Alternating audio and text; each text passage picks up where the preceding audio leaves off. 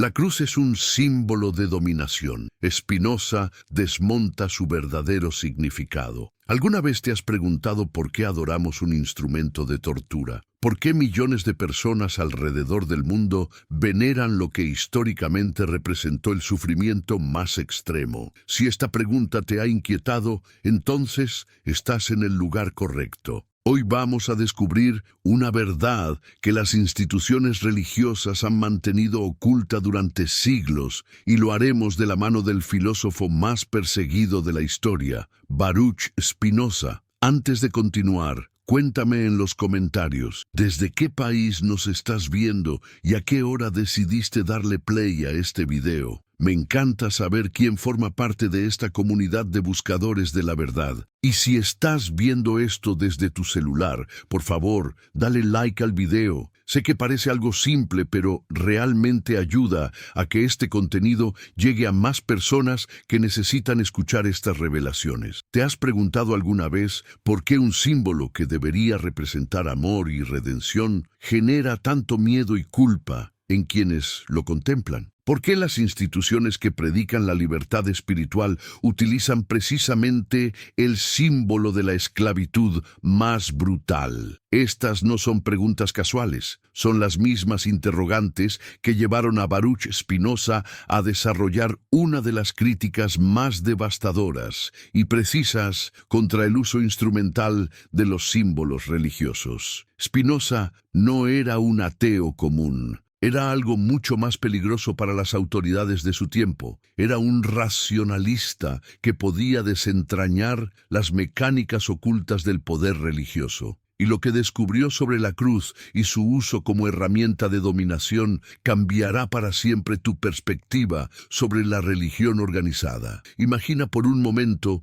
que vivieras en la Ámsterdam del siglo XVII. Una ciudad que se preciaba de ser tolerante, donde diferentes comunidades religiosas coexistían en relativa paz. Sin embargo, había límites muy claros sobre lo que se podía cuestionar públicamente, y Baruch Spinoza estaba a punto de cruzar todos esos límites. ¿Qué puede ser tan peligroso en las ideas de un hombre que las autoridades religiosas decidieron borrarlo literalmente de la existencia? El 27 de julio de 1656, la comunidad judía sefardí de Ámsterdam pronunció contra Spinoza el herem, la excomunión más severa y completa que se conocía. Pero no fue una excomunión cualquiera, fue un acto de aniquilación social total. Las palabras exactas de esa maldición aún resuenan con una frialdad aterradora. Por el juicio de los ángeles y por la sentencia de los santos, excomulgamos, expulsamos, execramos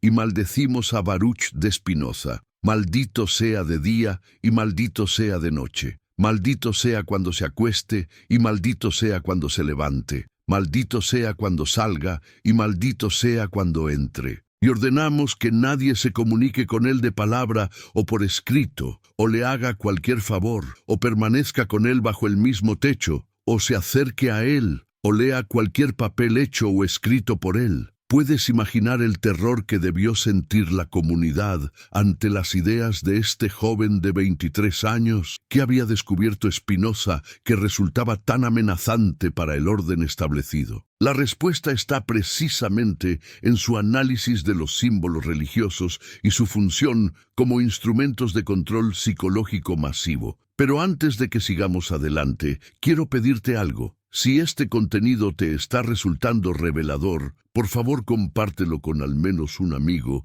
que sepas que está buscando respuestas reales. No te pido que lo hagas por mí, sino porque estas verdades necesitan circular. Durante siglos han estado reservadas para unos pocos y es momento de democratizar este conocimiento. Spinoza había crecido en una familia de judíos sefardíes que habían escapado de la Inquisición española. Conocía de primera mano lo que significaba el terror religioso institucional. Había visto cómo los símbolos sagrados podían transformarse en instrumentos de persecución y muerte. Pero lo que más lo impactó no fue la crueldad externa, sino algo mucho más sutil y perverso: la manera en que las víctimas llegaban a amar sus propias cadenas. ¿Cómo es posible que alguien llegue a venerar el instrumento de su propia opresión? Esta pregunta obsesionó a Spinoza durante toda su vida, y en su búsqueda de respuestas desarrolló un análisis psicológico de la religión que aún hoy resulta revolucionario. El joven Baruch había sido educado para ser rabino. Dominaba el hebreo, el latín, el español y el portugués. Había estudiado los textos sagrados con una profundidad que pocos de su generación alcanzaron. Pero precisamente esa erudición lo llevó a hacer preguntas incómodas. ¿Por qué los textos sagrados contenían tantas contradicciones? ¿Por qué las historias que se presentaban como verdades históricas no tenían fundamento factual? ¿Por qué los líderes religiosos prohibían cuestionamientos que cualquier mente racional consideraría legítimos? La transformación de Baruch en Spinoza no fue solo un cambio de nombre, fue una metamorfosis intelectual total. Baruch significa bendito en hebreo. Pero el hombre que emergió de esa crisis espiritual ya no era el joven bendito por la comunidad, era Spinoza, el maldito, el que se atrevía a pensar por sí mismo. ¿Qué fue lo primero que Spinoza cuestionó sobre la religión de su tiempo? El concepto mismo de Dios, pero no lo hizo como lo haría un ateo simple. Su crítica era mucho más sofisticada y por eso mismo mucho más peligrosa. Spinoza no negaba la existencia de lo divino. Lo que rechazaba era la construcción antropomórfica de la divinidad. Deus sive natura, Dios o naturaleza, se convirtió en la fórmula que revolucionaría el pensamiento occidental. Para Spinoza, Dios no era un ser separado del mundo que intervenía caprichosamente en los asuntos humanos. Dios era la naturaleza misma, operando según leyes inmutables y necesarias. Esta idea era explosiva porque eliminaba de un golpe toda la estructura de poder que se basaba en la intermediación divina. ¿Te das cuenta de las implicaciones? Si Dios es la naturaleza y opera según leyes necesarias, entonces no hay lugar para los milagros arbitrarios. No hay lugar para las intervenciones divinas que premian a unos y castigan a otros. No hay lugar para los intermediarios que afirman tener acceso especial a la voluntad divina. Y definitivamente no hay lugar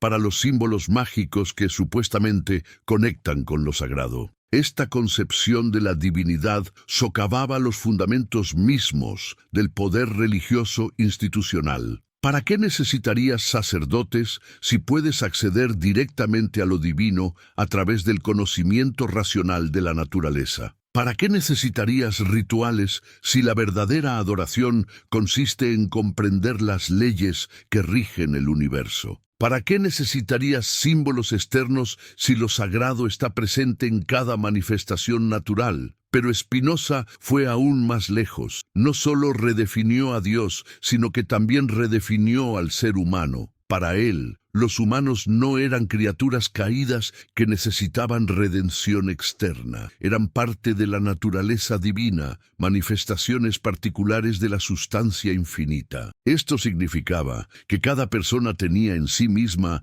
la capacidad de alcanzar la comprensión y la beatitud. ¿Puedes imaginar lo revolucionario que sonaba esto en una época donde la salvación dependía completamente de la mediación institucional? Spinoza estaba afirmando que cada individuo podía lograr la iluminación espiritual a través del uso correcto de su razón. No necesitaba intermediarios, no necesitaba rituales, no necesitaba símbolos externos, solo necesitaba pensar clara y sistemáticamente. Esta filosofía entraba en conflicto directo no solo con el judaísmo ortodoxo, sino con todas las religiones organizadas de su tiempo. El cristianismo, en particular, se basaba en un conjunto de dogmas que Spinoza consideraba no solo falsos, sino psicológicamente dañinos. ¿Cuál era el dogma cristiano que más preocupaba a Spinoza? La idea del sacrificio vicario. La noción de que un inocente debía sufrir y morir para salvar a los culpables le parecía no solo irracional, sino moralmente perversa. ¿Qué ¿Qué clase de justicia divina requiere la tortura y muerte de un inocente? ¿Qué clase de amor se expresa a través del sufrimiento extremo? Pero lo que realmente alarmaba a Spinoza no era tanto la irracionalidad de estos dogmas, sino su función psicológica. Había descubierto que estos relatos de sufrimiento y sacrificio no eran accidentales, cumplían una función específica en la economía del poder religioso: generar culpa, gratitud y dependencia emocional en los creyentes. La historia de la crucifixión, según el análisis spinociano, era una construcción narrativa brillantemente diseñada para producir servidumbre voluntaria. ¿Cómo funciona este mecanismo? Primero, se presenta al creyente como inherentemente culpable, merecedor de castigo divino. Luego, se le dice que alguien más ha pagado el precio de esa culpa a través de un sufrimiento extremo. Finalmente, se le exige gratitud eterna hacia quien supuestamente sufrió en su lugar. ¿Te das cuenta de la genialidad perversa de este sistema? El creyente queda atrapado en una deuda emocional imposible de saldar. ¿Cómo puedes estar a la altura del sacrificio de alguien que murió torturado por tus pecados? ¿Cómo puedes cuestionar las enseñanzas de quienes te recuerdan constantemente este sacrificio? ¿Cómo puedes rebelarte contra una institución que afirma representar a quien dio su vida por ti? Spinoza veía en la cruz el símbolo perfecto de esta mecánica de dominación. No era casualidad que el cristianismo hubiera elegido un instrumento de tortura como su símbolo central. La cruz funcionaba como un recordatorio constante del sufrimiento que supuestamente había sido necesario para la salvación del creyente. Cada vez que un cristiano contemplaba una cruz, se le recordaba su culpa, su deuda y su dependencia. Pero el análisis de Spinoza iba aún más profundo. Había notado que las religiones organizadas no solo utilizaban la culpa como herramienta de control, sino que también explotaban sistemáticamente las emociones más primitivas del ser humano: el miedo y la esperanza. ¿Cómo funcionaba esta explotación emocional? Las instituciones religiosas creaban una realidad psicológica donde los individuos oscilaban constantemente entre el terror al castigo divino y la esperanza de la recompensa eterna. Esta oscilación emocional impedía el desarrollo del pensamiento racional y mantenía a las personas en un estado de dependencia infantil. Spinoza había identificado que el miedo y la esperanza no eran emociones independientes, sino dos caras de la misma moneda. No existe miedo sin esperanza, ni esperanza sin miedo, escribía en su Ética. Cuando una persona está completamente dominada por estas pasiones, pierde la capacidad de evaluar racionalmente su situación y queda vulnerable a la manipulación externa. Las instituciones religiosas habían perfeccionado el arte de mantener a sus seguidores en esta condición emocional. Los amenazaban con castigos eternos si desobedecían, pero les prometían recompensas infinitas si se sometían. Los hacían oscilar entre el terror y la euforia, impidiendo que desarrollaran la serenidad emocional necesaria para el pensamiento independiente. Pero ¿dónde encajaba la cruz en este sistema de manipulación emocional? Spinoza entendía que la cruz funcionaba como un dispositivo psicológico que intensificaba tanto el miedo como la esperanza. Por un lado, recordaba constantemente la violencia que podía desatarse contra quienes desafiaran el orden establecido. Por otro lado, prometía que esa misma violencia podía ser redentora si se aceptaba con la actitud correcta. La genialidad del símbolo estaba en su ambigüedad. La cruz podía interpretarse simultáneamente como amenaza y como promesa. Para los rebeldes representaba el destino que les esperaba si persistían en su desobediencia. Para los obedientes representaba la garantía de que su sumisión sería recompensada. Esta ambigüedad simbólica permitía que las instituciones religiosas ejercieran un control mucho más sofisticado que el de las dictaduras políticas ordinarias. No necesitaban amenazar constantemente con la violencia física porque habían logrado que sus seguidores interiorizaran la amenaza. La cruz colgada en cada iglesia, en cada hogar cristiano, en cada cuello, funcionaba como un recordatorio subliminal constante de las consecuencias de la desobediencia. Pero Spinoza había descubierto algo aún más inquietante. Las instituciones religiosas no solo habían logrado que las personas temieran la cruz como símbolo de castigo, sino que también habían conseguido que la amaran como símbolo de salvación. Esta inversión emocional era el logro supremo del control psicológico religioso. ¿Cómo es posible hacer que alguien ame el símbolo de su propia opresión? Spinoza entendía que este proceso requería una sofisticada ingeniería emocional. Primero, había que convencer a las personas de que merecían sufrir. Luego, había que presentarles el sufrimiento de otro como la única manera de evitar su propio sufrimiento merecido. Finalmente, había que generar en ellas una gratitud tan intensa hacia quien supuestamente había sufrido en su lugar que llegaran a identificarse emocionalmente con ese sufrimiento. El resultado de este proceso era una forma de servidumbre voluntaria mucho más efectiva que cualquier forma de coerción externa. Las personas no solo obedecían por miedo al castigo, sino que obedecían por amor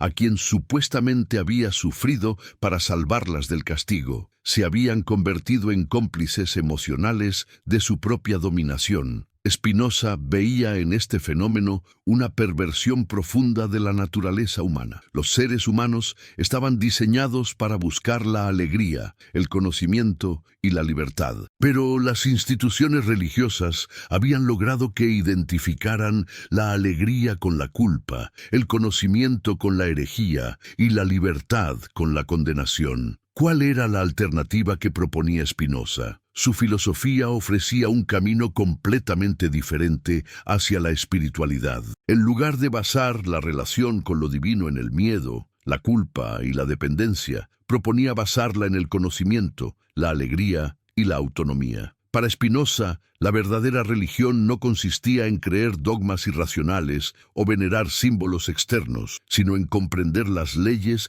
que rigen la naturaleza y vivir en armonía con ellas. Esta comprensión no requería intermediarios ni rituales especiales, solo requería el uso honesto y sistemático de la razón. La espiritualidad spinociana era radicalmente diferente de la religiosidad tradicional. No se basaba en la relación con un Dios antropomórfico que premiaba y castigaba según su voluntad caprichosa, sino en la comprensión de la necesidad que gobierna todos los procesos naturales. Esta comprensión generaba una forma de amor que Spinoza llamaba amor intelectual de Dios. ¿En qué consistía este amor intelectual? Era la alegría que experimentaba el ser humano cuando comprendía su lugar en el orden cósmico. No era la alegría histérica del fanático religioso, sino la serenidad profunda de quien ha encontrado su hogar intelectual en el universo. Era una forma de beatitud que no dependía de promesas de recompensas futuras, sino que se realizaba completamente en el presente. Esta experiencia espiritual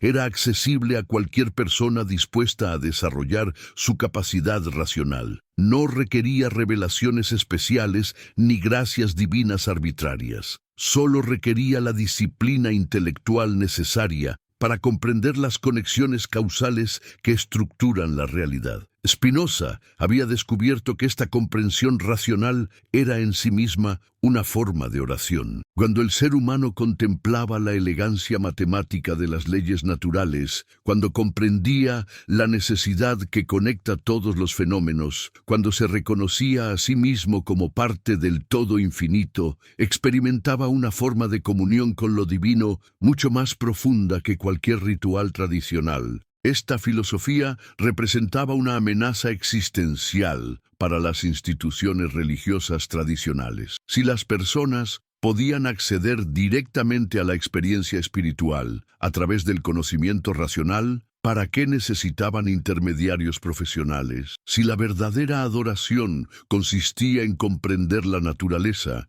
¿para qué necesitaban templos especiales? Si la salvación se alcanzaba a través del desarrollo intelectual, ¿para qué necesitaban símbolos mágicos? Las autoridades religiosas de la época comprendieron inmediatamente las implicaciones de la filosofía espinociana. No era solo una crítica teórica a ciertos dogmas particulares, era un sistema alternativo completo que podía reemplazar enteramente la religión institucional. Por eso reaccionaron con tanta virulencia contra sus ideas. Pero la persecución no detuvo a Spinoza. Al contrario, confirmó su análisis sobre la función represiva de las instituciones religiosas. Si sus ideas eran falsas, ¿por qué no las refutaban racionalmente en lugar de recurrir a la censura y la exclusión? Si sus críticas eran injustas, ¿por qué no demostraban públicamente sus errores en lugar de prohibir que se expresaran? La reacción de las autoridades religiosas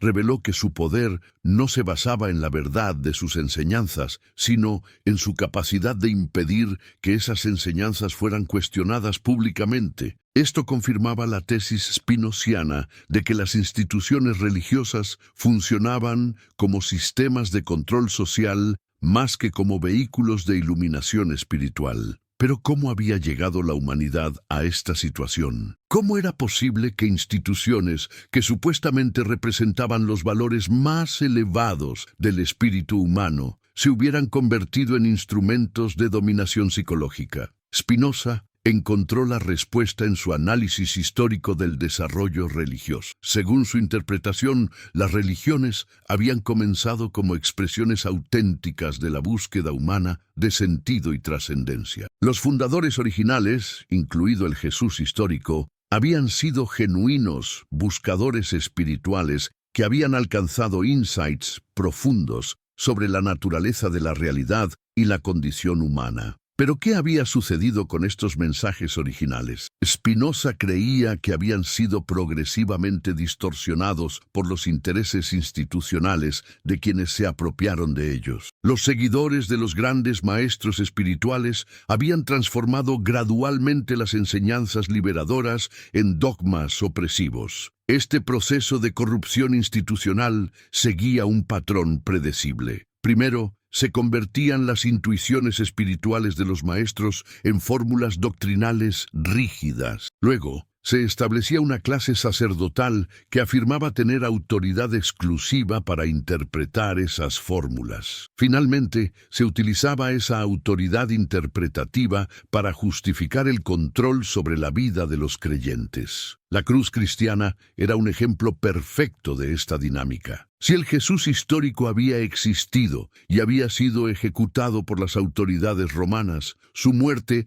había sido probablemente consecuencia de su desafío al orden político y religioso establecido. Era, en otras palabras, la muerte de un rebelde que se había atrevido a cuestionar las instituciones de su tiempo. Pero ¿qué habían hecho las instituciones cristianas posteriores con esta historia de rebelión? La habían transformado en su opuesto exacto. En lugar de interpretar la crucifixión como un ejemplo de resistencia contra la opresión, la habían reinterpretado como un modelo de obediencia sacrificial. En lugar de ver en Jesús a un revolucionario que había desafiado el poder establecido, lo habían convertido en un cordero sumiso que se había sometido voluntariamente al sufrimiento. Esta inversión del significado original era, según Spinoza, una de las perversiones más sofisticadas de la historia humana. Las instituciones religiosas habían logrado transformar la historia de un rebelde en la legitimación de su propia autoridad. Habían convertido el símbolo de la resistencia en el símbolo de la sumisión. La cruz, que originalmente podría haber representado la disposición a sufrir las consecuencias de desafiar la injusticia, había sido transformada en un símbolo que exigía aceptar pasivamente el sufrimiento como voluntad divina. Esta transformación simbólica era el corazón de la crítica spinociana al cristianismo institucional. Pero ¿cómo podían desenmascararse estas distorsiones históricas? Spinoza propuso un método que sería revolucionario: leer los textos religiosos como se leería cualquier otro documento histórico. En lugar de aceptarlos como revelaciones divinas infalibles, había que analizarlos como productos humanos sujetos a las mismas limitaciones y distorsiones que cualquier otro texto de la antigüedad. Este enfoque crítico revelaba inmediatamente las contradicciones, las interpolaciones posteriores y las agendas políticas que habían dado forma a los textos sagrados. También mostraba que muchas de las historias que se presentaban como hechos históricos eran en realidad construcciones simbólicas destinadas a transmitir ciertas enseñanzas morales o a justificar ciertas estructuras de poder. ¿Significaba esto que Spinoza consideraba completamente falsos todos los relatos religiosos? No exactamente. Su posición era más matizada. Creía que algunos de los maestros espirituales de la historia habían alcanzado genuinos insights sobre la naturaleza de la realidad y la condición humana. Pero también creía que estos insights habían sido inevitablemente distorsionados por las limitaciones culturales de su época y por los intereses institucionales de sus seguidores. El problema no estaba en los insights espirituales originales, sino en su transformación en dogmas literales. Cuando las intuiciones metafóricas se convertían en afirmaciones factuales, perdían su poder liberador y se convertían en instrumentos de control intelectual. Spinoza veía este proceso en acción en el cristianismo de su época. Las enseñanzas originales de Jesús sobre el amor, la justicia y la liberación espiritual habían sido transformadas en un sistema doctrinal que exigía la aceptación literal de eventos milagrosos y la sumisión incuestionable a la autoridad eclesiástica. La cruz era el símbolo perfecto de esta transformación. Si originalmente había representado la disposición a sacrificarse por la justicia, ahora representaba la exigencia de sacrificar la razón por la obediencia. Si originalmente había simbolizado la resistencia contra la opresión, ahora simbolizaba la aceptación pasiva del sufrimiento. Esta inversión simbólica era particularmente perniciosa porque se presentaba como continuidad con la tradición original. Los líderes cristianos afirmaban estar preservando fielmente el mensaje de Jesús, cuando en realidad lo estaban subvirtiendo completamente. Esta falsa continuidad hacía mucho más difícil para los creyentes ordinarios reconocer la manipulación de la que eran objeto. ¿Cómo podía romperse este ciclo de manipulación simbólica? Spinoza creía que la única solución era el desarrollo del pensamiento crítico independiente. Las personas necesitaban aprender a distinguir entre los insights espirituales auténticos y su explotación institucional. Necesitaban desarrollar la capacidad de evaluar las enseñanzas religiosas según sus propios méritos racionales, sin dejarse intimidar por las afirmaciones de autoridad divina. Este proceso requería coraje intelectual, porque implicaba cuestionar creencias que habían sido inculcadas desde la infancia y que estaban respaldadas por todo el peso de la tradición cultural. Pero Spinoza creía que este coraje era esencial para el desarrollo humano auténtico. La alternativa era permanecer en un estado de infantilismo espiritual, dependiendo siempre de autoridades externas para determinar qué pensar y cómo vivir. Esta dependencia no solo era intelectualmente empobrecedora, sino que también impedía el desarrollo de la verdadera moralidad. Para Spinoza, la moralidad auténtica no podía basarse en la obediencia ciega a comandos externos, sino que tenía que emerger de la comprensión racional de lo que conduce genuinamente al florecimiento humano. Esta comprensión no se alcanzaba a través de la revelación divina, sino a través del estudio cuidadoso de la naturaleza humana y de las condiciones que favorecen su desarrollo. ¿Cuáles eran esas condiciones? Spinoza creía que los seres humanos florecían cuando podían desarrollar libremente sus capacidades racionales, cuando podían formar relaciones basadas en el respeto mutuo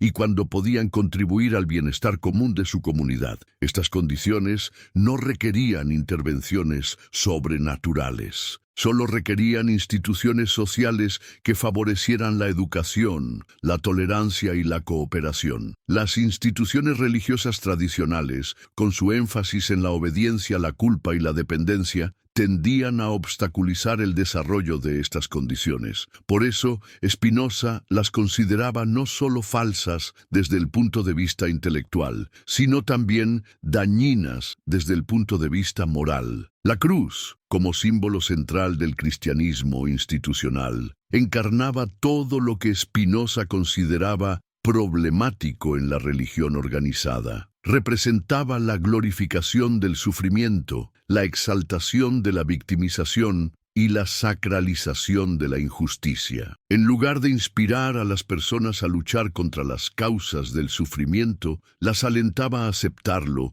como expresión de la voluntad divina. Pero existía una alternativa. Spinoza creía que sí. Su filosofía ofrecía una forma completamente diferente de relacionarse con lo sagrado. En lugar de basarse en símbolos externos que recordaran constantemente la culpa y el sufrimiento, se basaba en la contemplación directa de la belleza y la armonía que se manifestaban en el orden natural. Esta contemplación no requería intermediarios institucionales. Cualquier persona que desarrollara su capacidad racional podía acceder a ella. No requería rituales especiales. Se podía practicar en cualquier momento y lugar. No requería creencias dogmáticas. Solo requería la apertura intelectual necesaria para reconocer las conexiones que estructuran la realidad.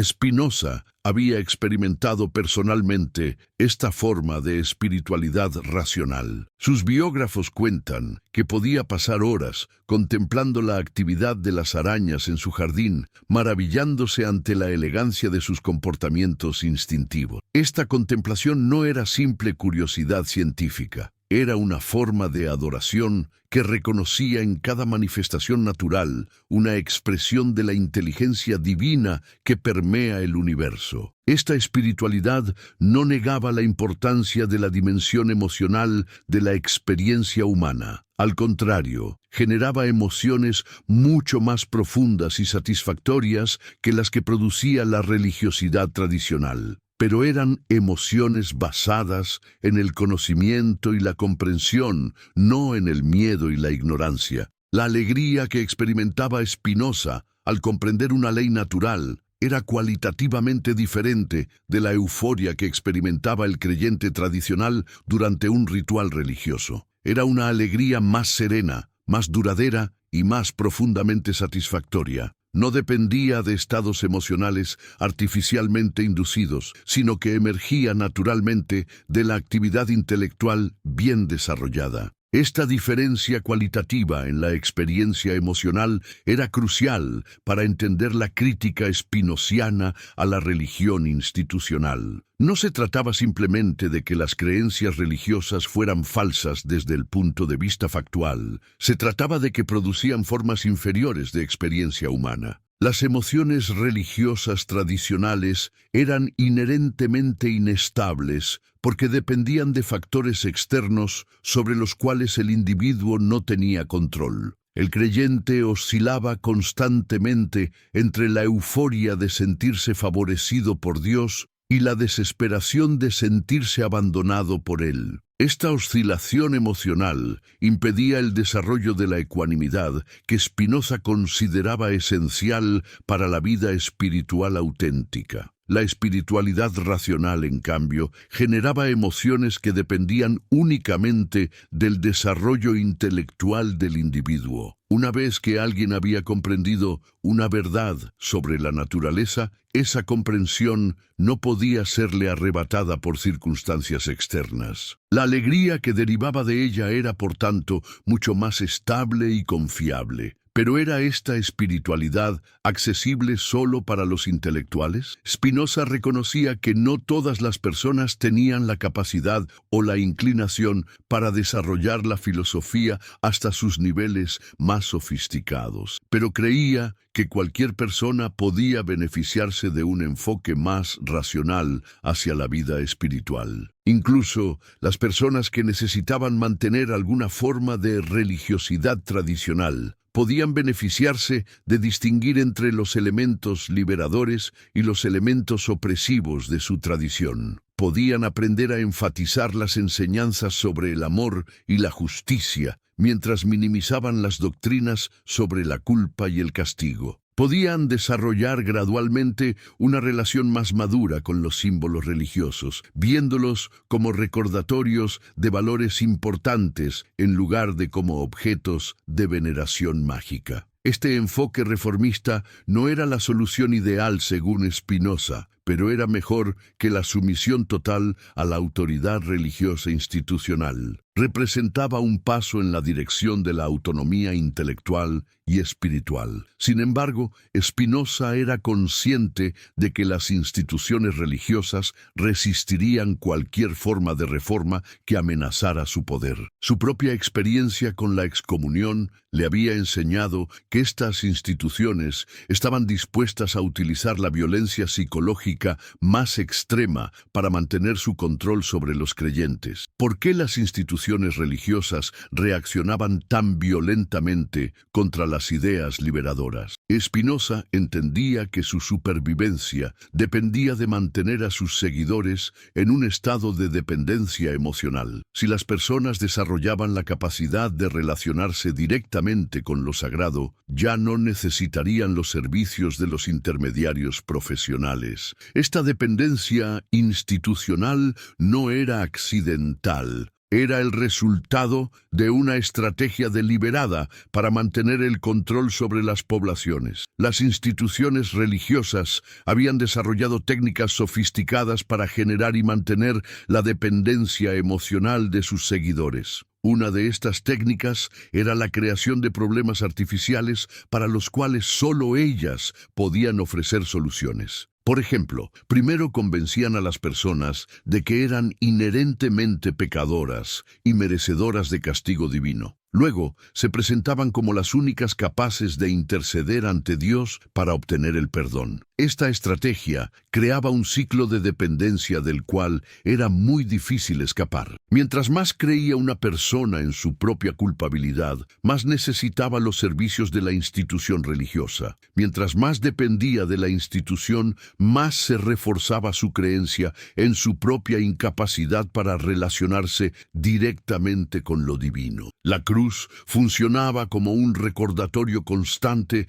de este ciclo de dependencia. Cada vez que un cristiano la contemplaba, se le recordaba que alguien había tenido que sufrir por sus pecados y que, por tanto, tenía una deuda impagable con la institución que representaba a ese alguien. Pero ¿qué pasaría si las personas comenzaran a cuestionar la premisa fundamental de este sistema? ¿Qué pasaría si empezaran a dudar de que fueran inherentemente culpables? ¿Qué pasaría si comenzaran a sospechar que el relato del sacrificio vicario era una construcción destinada a manipular sus emociones? Spinoza creía que estas preguntas eran el comienzo de la liberación intelectual y espiritual. Una vez que una persona empezaba a cuestionar las premisas fundamentales de su condicionamiento religioso, se abría la posibilidad de desarrollar formas más auténticas de espiritualidad. Este proceso de cuestionamiento no era fácil, porque requería enfrentar la ansiedad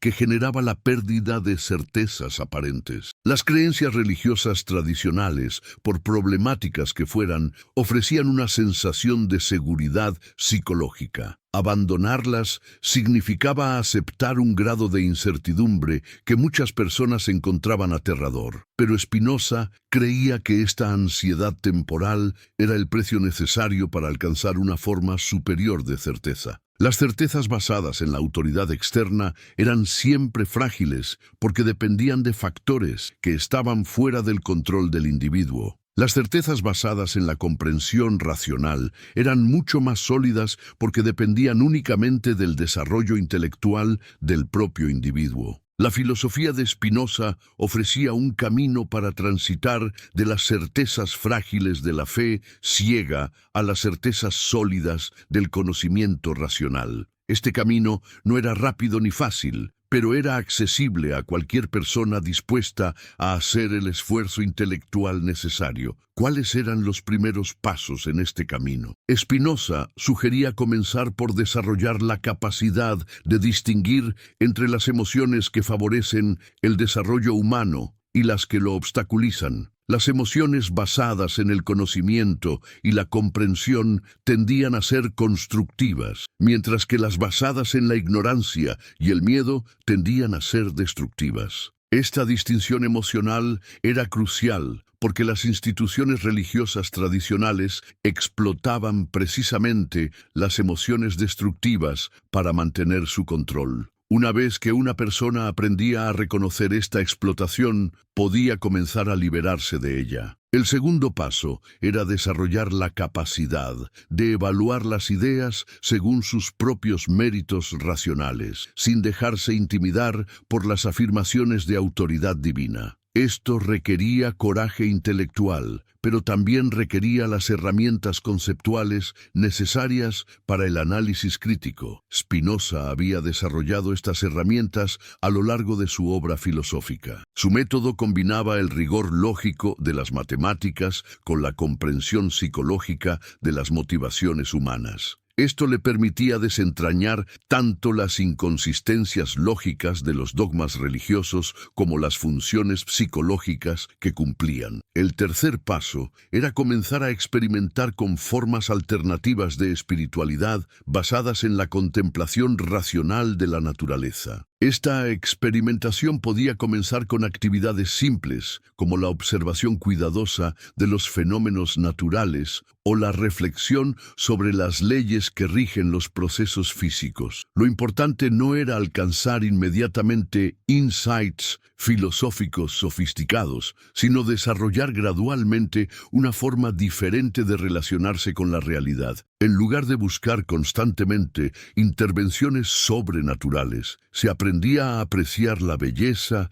y la elegancia del orden natural tal como es. Esta apreciación no era simple admiración estética, era el comienzo de una forma de amor que Spinoza consideraba superior a todas las formas tradicionales de devoción religiosa. Era un amor basado en el conocimiento en lugar del miedo, en la comprensión en lugar de la ignorancia, en la autonomía en lugar de la dependencia. Pero ¿era posible mantener alguna forma de vida comunitaria basada en esta espiritualidad individual? Spinoza creía que sí, pero que requería formas de organización social muy diferentes de las que caracterizan a las instituciones religiosas tradicionales. En lugar de comunidades basadas en la conformidad doctrinal y la obediencia jerárquica, serían comunidades basadas en el respeto mutuo y la búsqueda común de la verdad. En lugar de rituales destinados a reforzar la dependencia emocional, habría actividades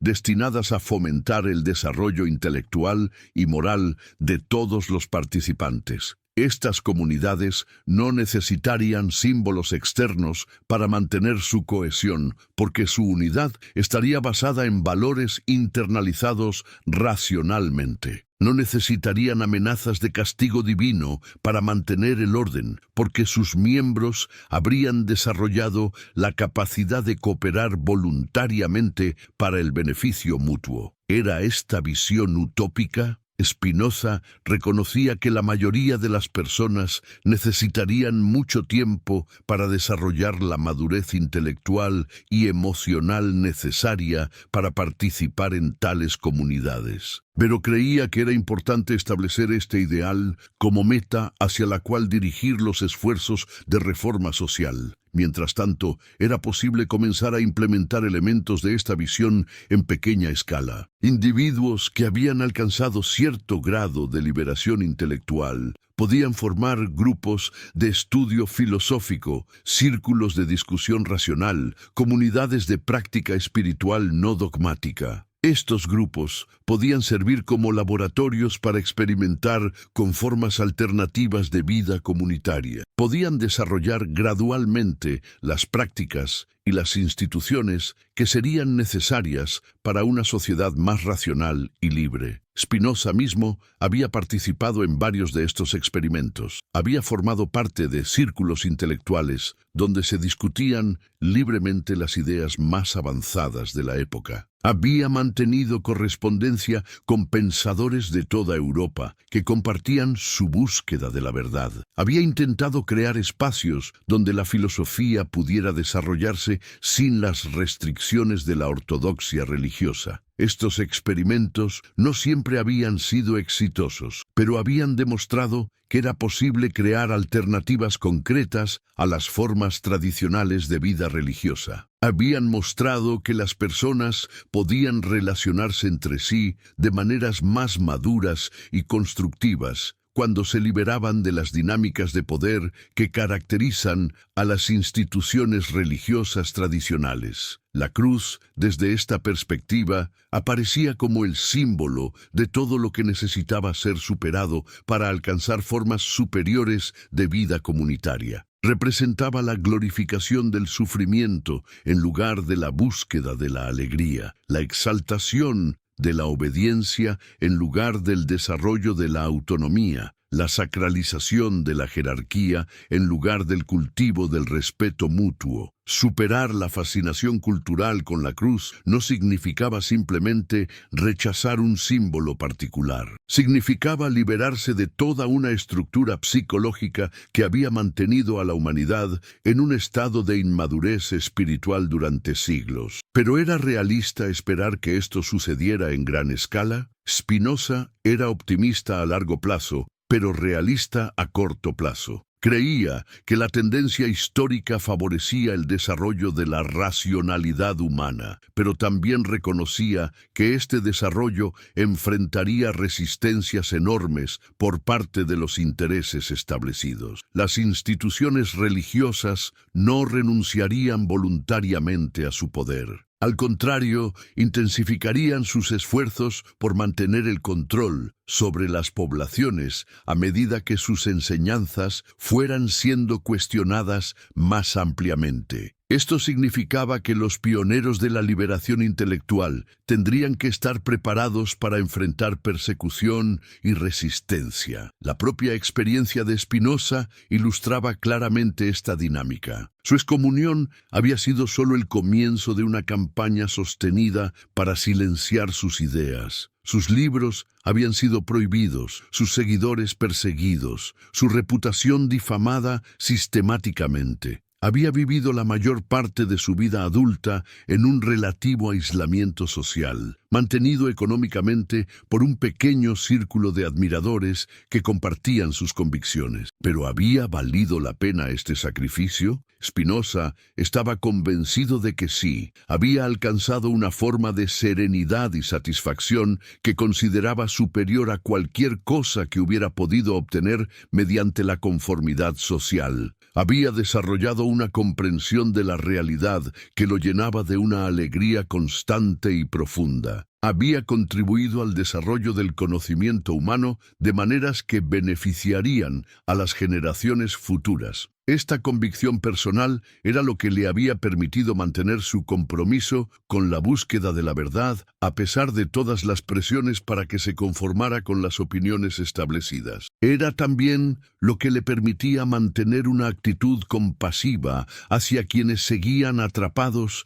en las ilusiones que él había logrado superar. Spinoza no despreciaba a las personas que continuaban venerando la cruz o participando en rituales religiosos tradicionales. Entendía que estas prácticas cumplían funciones psicológicas importantes para personas que aún no habían desarrollado alternativas más maduras. Su crítica estaba dirigida principalmente contra las instituciones que explotaban estas necesidades psicológicas para mantener su poder. ¿Cuáles eran las implicaciones prácticas de la filosofía spinociana para las personas contemporáneas? Spinoza creía que cada individuo tenía que evaluar honestamente su propia situación y determinar qué grado de liberación intelectual era posible y deseable en sus circunstancias particulares. Para algunas personas, esto podía significar un rechazo completo de las formas tradicionales de religiosidad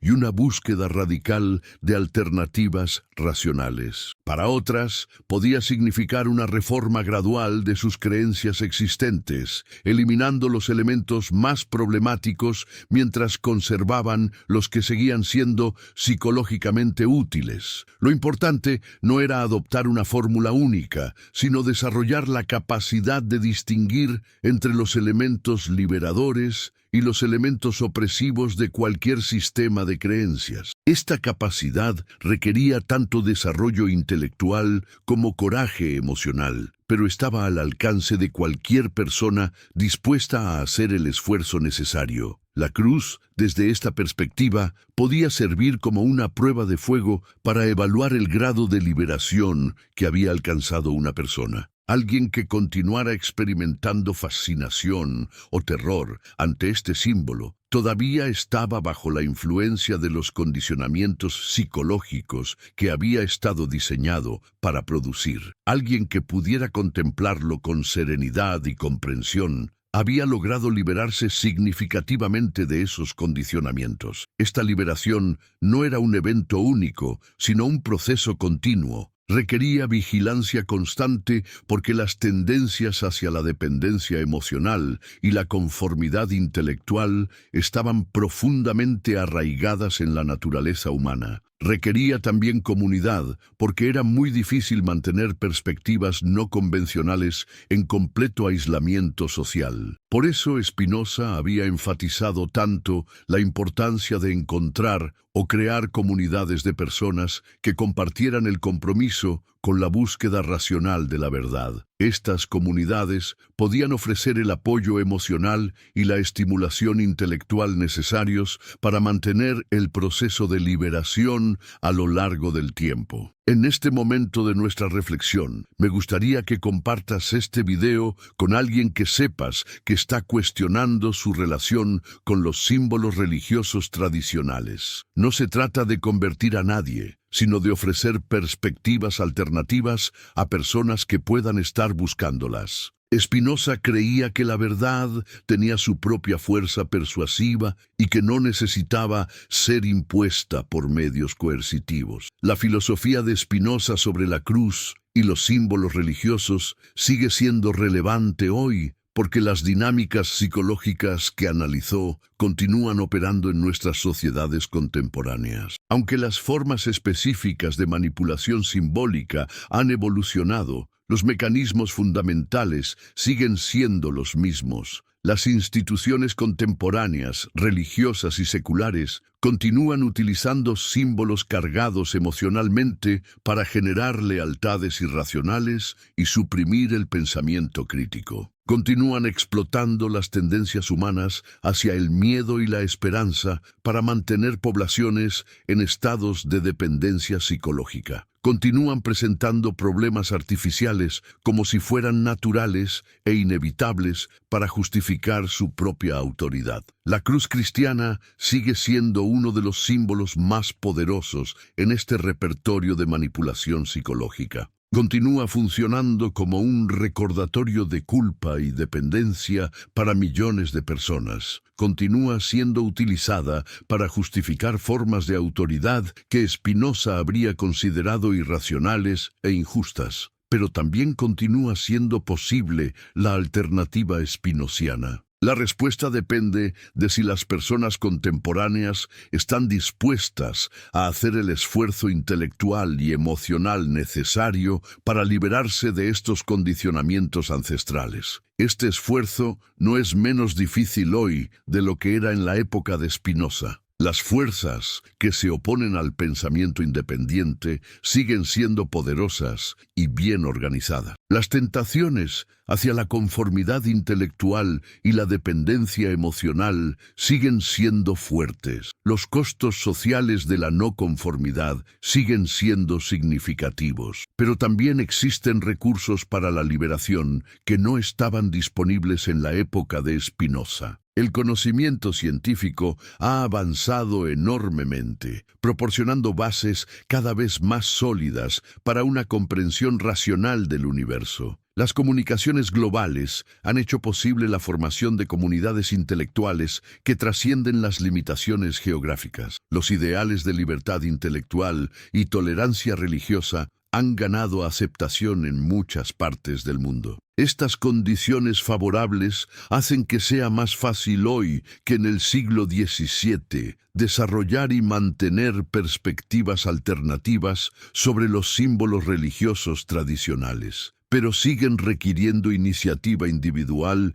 y compromiso personal. Siguen requiriendo la voluntad de cuestionar creencias profundamente arraigadas y de enfrentar la ansiedad que produce la incertidumbre. Spinoza había demostrado que este proceso de liberación era posible y que conducía a formas superiores de satisfacción humana. Había proporcionado tanto las herramientas conceptuales como el ejemplo personal necesarios para que otros pudieran emprender el mismo camino. Había mostrado que la cruz, lejos de ser un símbolo de salvación, era un símbolo de todo lo que necesitaba ser superado para alcanzar la verdadera libertad espiritual. Su mensaje, después de más de 3 siglos, sigue siendo revolucionario. Es posible liberarse de las ilusiones que mantienen a la humanidad en estado de servidumbre voluntaria. Es posible desarrollar formas de espiritualidad basadas en el conocimiento en lugar del miedo, en la autonomía en lugar de la dependencia, en la alegría en lugar del sufrimiento. Esta liberación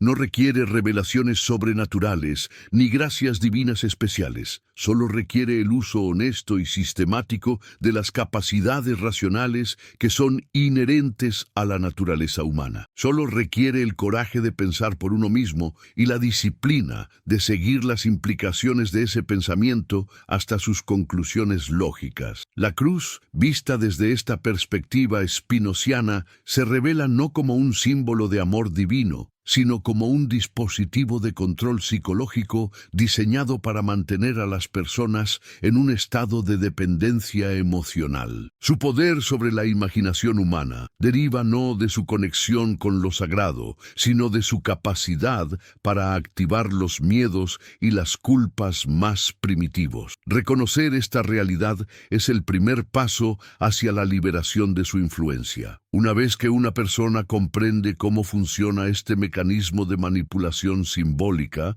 puede comenzar a desarrollar inmunidad contra él. Puede aprender a relacionarse con los símbolos religiosos de manera más madura, viéndolos como artefactos culturales en lugar de como objetos de veneración mágica. Esta madurez simbólica es parte de un proceso más amplio de desarrollo intelectual y emocional que Spinoza consideraba el objetivo supremo de la vida humana. Era el proceso mediante el cual los individuos transitaban de la servidumbre a la libertad, de la ignorancia al conocimiento, de la tristeza a la alegría. Este proceso no tenía un punto final definitivo, porque siempre había más que aprender, más que comprender, más que integrar. Pero cada paso en la dirección correcta representaba una victoria real sobre las fuerzas que tendían a mantener a la humanidad en estado de inmadurez espiritual. La filosofía de Spinoza sobre la cruz y los símbolos religiosos era, en última instancia, una invitación a emprender este proceso de liberación.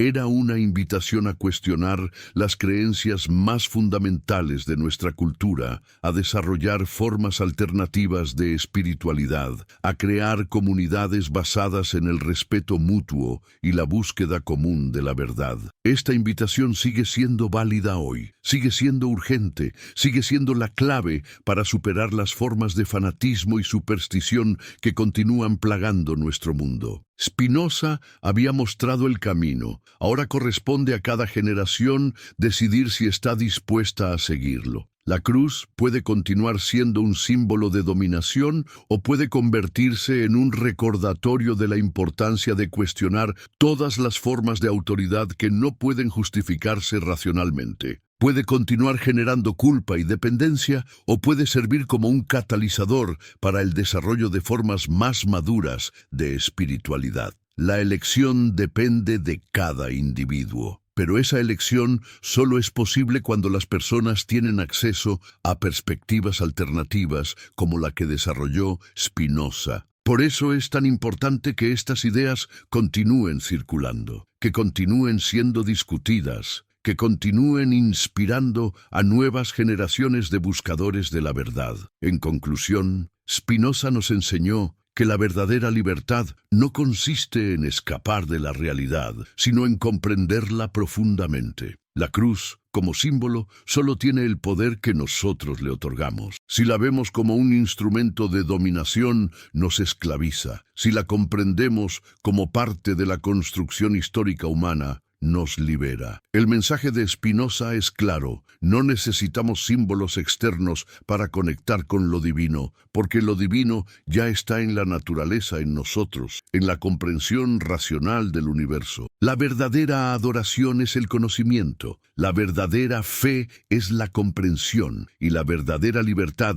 es la capacidad de pensar por nosotros mismos. ¿Seguirás adorando símbolos de sufrimiento o elegirás el camino de la liberación intelectual? La decisión, como siempre, es tuya, pero ahora ya conoces la verdad que Spinoza arriesgó todo por revelarnos. Si este contenido te ha impactado, compártelo. El conocimiento, como decía nuestro filósofo, solo tiene valor cuando se transmite y libera a otros del imperio de la ignorancia. La mecánica oculta del control religioso. Cuando los símbolos se convierten en cadenas. ¿Sabías que en este preciso momento, mientras lees estas palabras, millones de personas en todo el mundo están siendo manipuladas psicológicamente a través de un sistema de control tan sofisticado que ni siquiera se dan cuenta de que son víctimas? Hoy vamos a descubrir los mecanismos más profundos y perturbadores que Spinoza identificó sobre cómo las instituciones religiosas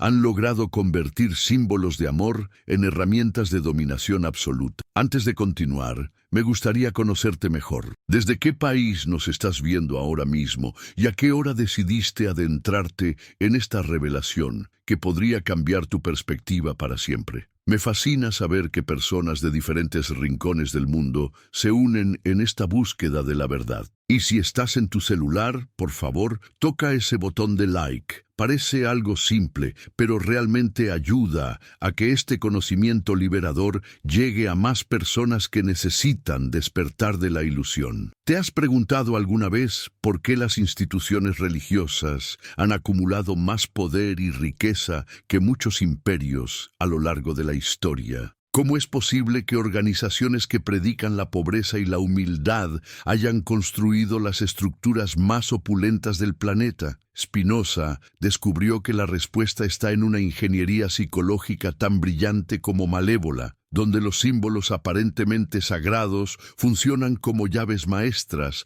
para abrir las mentes humanas y programarlas para la obediencia absoluta. Imagina que pudieras ver a través de los ojos de Spinoza en aquella época turbulenta del siglo XVII, cuando las guerras religiosas habían devastado Europa durante décadas. Millones de personas habían muerto en nombre de Dios. Pero lo que más inquietaba a nuestro filósofo no era la violencia visible, sino la violencia invisible, la forma sistemática en que las instituciones religiosas habían aprendido a colonizar las mentes humanas. ¿Qué había observado Spinoza que lo llevó a escribir una de las frases más devastadoras de la filosofía occidental? Cuando los sacerdotes asumieron el comando, ¿no se pudo más oír la voz de Dios? Había sido testigo de algo que pocos se atrevían a reconocer. El momento exacto en que las instituciones religiosas se habían transformado de vehículos de liberación espiritual en sofisticadas máquinas de control social. Este proceso no había sido accidental. Spinoza había identificado un patrón que se repetía sistemáticamente a lo largo de la historia. Cada vez que emergía un auténtico maestro espiritual con un mensaje liberador, sus seguidores institucionales terminaban pervirtiendo ese mensaje para crear nuevas formas de dominación. Era como si existiera una ley invisible que garantizaba que toda revolución espiritual terminaría siendo capturada por los mismos intereses de poder que había intentado desafiar. Pero ¿cómo funcionaba exactamente esta captura institucional? Spinoza había descubierto que el proceso seguía siempre la misma secuencia diabólicamente eficiente. Primero, se convertían las intuiciones espirituales del maestro original en fórmulas doctrinales rígidas que pudieran ser memorizadas y repetidas mecánicamente. Luego se establecía una clase sacerdotal que afirmaba tener autoridad exclusiva para interpretar esas fórmulas. Finalmente, se utilizaba esa autoridad interpretativa para justificar el control total sobre la vida, el pensamiento y las emociones de los creyentes. La genialidad perversa de este sistema estaba en que se presentaba como la preservación fiel del mensaje original, cuando en realidad era su negación completa. Los líderes institucionales afirmaban estar protegiendo la pureza de las enseñanzas del maestro mientras las transformaban sistemáticamente en instrumentos de opresión. Esta falsa continuidad hacía prácticamente imposible para los creyentes ordinarios reconocer que habían sido traicionados. ¿Y dónde encajaba la cruz en esta estrategia de captura institucional? Spinoza entendía que la cruz había sido el símbolo perfecto para completar esta transformación porque condensaba en una sola imagen todos los elementos necesarios para la dominación psicológica masiva. Representaba simultáneamente la culpa que debía sentir el creyente, el sacrificio que debía agradecer eternamente y la amenaza que lo esperaba si se atrevía a desobedecer. Pero antes de continuar revelando estos secretos que las instituciones han mantenido ocultos durante siglos, quiero pedirte algo importante. Comparte este video con al menos una persona que sepas que está cuestionando su relación con los símbolos religiosos. No lo hagas por mí, sino porque este conocimiento ha estado reservado para unos pocos durante demasiado tiempo. Es momento de democratizar estas verdades. Spinoza había observado que las instituciones religiosas habían desarrollado 3 estrategias fundamentales para mantener el control psicológico sobre sus seguidores, y cada una de ellas estaba magistralmente condensada en el símbolo de la cruz. La primera estrategia era la generación artificial de culpa. La segunda era la creación de dependencia emocional a través de la gratitud manipulada. La tercera era el mantenimiento de un estado de ansiedad constante a través de la amenaza subliminal. ¿Cómo funcionaba la generación artificial de culpa? Las instituciones habían logrado convencer a millones de personas de que su mera existencia constituía una ofensa contra la divinidad. No importaba lo que hicieran o dejaran de hacer, siempre serían culpables por el simple hecho de ser humanos. Esta culpa no se basaba en acciones específicas que pudieran corregirse, sino en la naturaleza misma de la humanidad, lo que la hacía imposible de resolver por medios racionales. Esta culpa existencial era psicológicamente devastadora porque privaba a las personas de cualquier sentido de dignidad o valor intrínseco. Se convertían en seres inherentemente defectuosos que solo podían justificar su existencia a través de la sumisión total a la autoridad religiosa. La cruz funcionaba como un recordatorio constante de esta condición de culpabilidad permanente. Pero ¿cómo se transformaba esta culpa en dependencia emocional? Aquí entraba en juego la segunda estrategia, la manipulación de la gratitud. Una vez que las personas habían sido convencidas de su culpabilidad inherente, se les presentaba el relato del sacrificio vicario. Alguien había sufrido en su lugar para salvarlas del castigo que merecían. Este alguien había sido torturado y ejecutado específicamente por sus pecados. La genialidad psicológica de esta narrativa estaba en que generaba una forma de gratitud imposible de saldar. ¿Cómo ¿Cómo puedes estar a la altura del sacrificio de alguien que murió torturado por tus pecados? ¿Cómo puedes cuestionar las enseñanzas de quienes te recuerdan constantemente este sacrificio? ¿Cómo puedes rebelarte contra una institución que afirma representar a quien dio su vida por ti?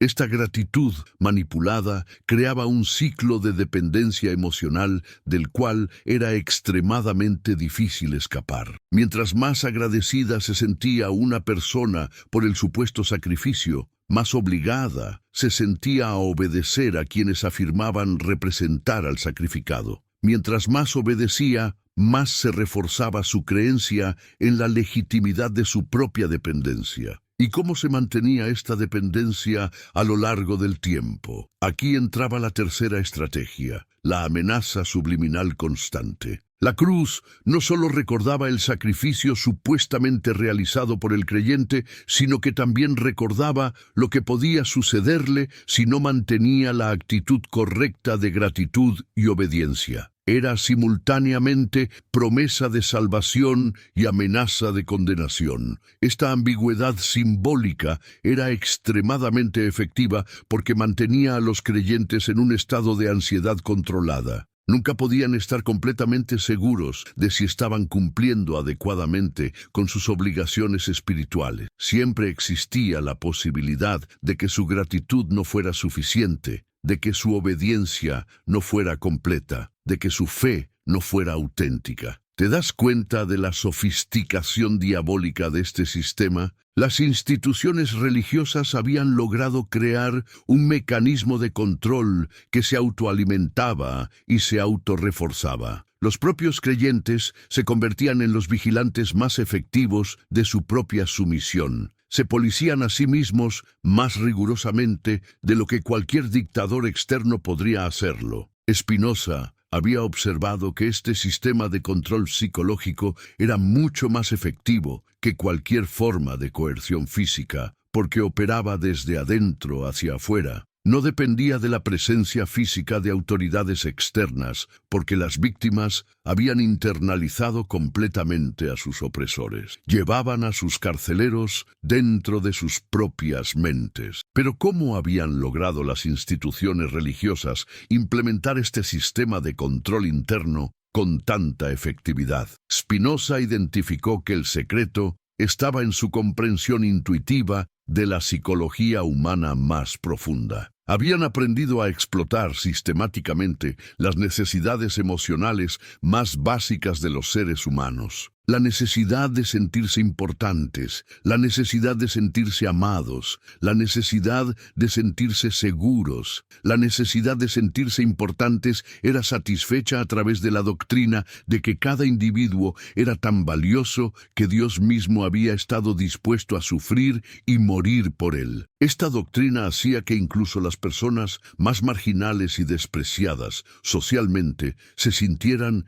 especiales y significativas. Pero el precio de esta importancia era la aceptación de la culpa que supuestamente la había hecho necesaria. ¿Cómo se satisfacía la necesidad de sentirse amados? A través de la promesa de un amor divino incondicional que nunca los abandonaría sin importar lo que hicieran. Pero este amor venía condicionado por la aceptación de un conjunto específico de creencias y la sumisión a una autoridad institucional particular. El amor divino era incondicional, pero el acceso a él dependía completamente de la mediación institucional. La necesidad de sentirse seguros era satisfecha a través de la promesa de protección divina y salvación eterna. Pero esta seguridad dependía de mantener la relación correcta con la institución que afirmaba tener las llaves del cielo y del infierno. La seguridad era absoluta, pero solo para quienes permanecieran dentro del rebaño institucional. ¿Te das cuenta de cómo cada una de estas necesidades psicológicas legítimas